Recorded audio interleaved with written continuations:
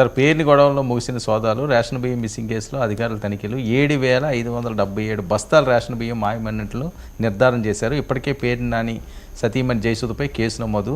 కుమారుడు కిట్టు పేర్ని నానికి నోటీసులు. మచిలీపట్నం జిల్లా కోర్టులో పేర్ని జయసుధ పిటిషన్. ఏం జరగబోతుంది పేర్ని నాని ఎపిసోడ్? ఇప్పుడు దారుణమైన అధ్యాయం. దాని గురించి మనం చాలాసార్లు మాట్లాడే మంత్రిగా ఉండి, అలాగే రోజు మీడియాతో మాట్లాడే ప్రతినిధిగా, స్పోక్స్ పర్సన్గా ఉండి లోపల జరుగుతున్న దాని గురించి ఆయన పట్టించుకోకపోవటం, వాటిని ఒక విధంగా ఆయన అండదండలు లేకుండా అవన్నీ ఎలా జరుగుతాయి? పోనీ ఇంతకుముందు కూడా నేను మొదటి రోజు చెప్పాను, జరిగింది ఏదో పొరపాటు అని అలా చెప్పకుండా అసలు మొహం చాటేసి కోర్టు ఏమి రక్షణ ఇస్తుంది లేదు, అది వేరే విషయం.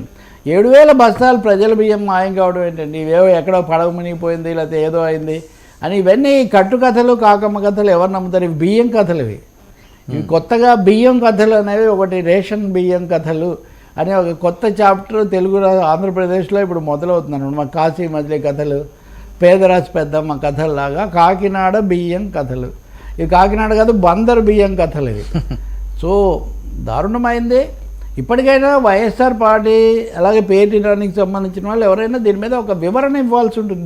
ఇప్పుడు నేను మొన్న కూడా అడిగా కదా, ద్వారంపూడి చంద్రశేఖర్ రెడ్డి ఇచ్చినప్పుడు పేర్ని నాని ఎందుకు ఇవ్వరు, జయసుధ గారు ఎందుకు ఇవ్వరు? అసలు ఇన్ని రోజులు అదృశ్యమైన వాళ్ళు ఎవరు లేరు నిజం చెప్పాలంటే.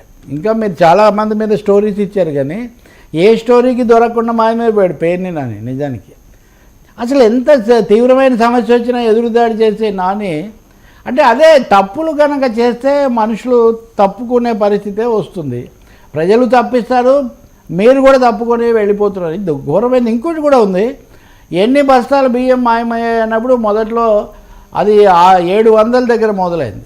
700, 800, 1000, 1200 ఇదంతా చివరికి 7,700 బస్తాలు, 7,577 బస్తాలు, 7,500 బస్తాలు.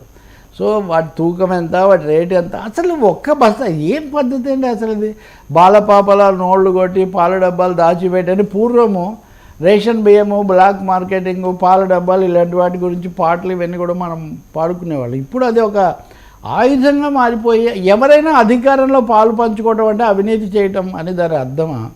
అది లైసెన్సా అధికారం అనేది? అక్రమాలు చేయడానికి, కమిషన్లు తినడానికి, లేకపోతే ఇదిగో ఇలాంటి దందాలు చేయడానికి చాలా ఘోరం ఇది.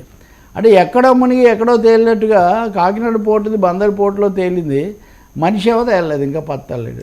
చాలా ఘోరం ఇది.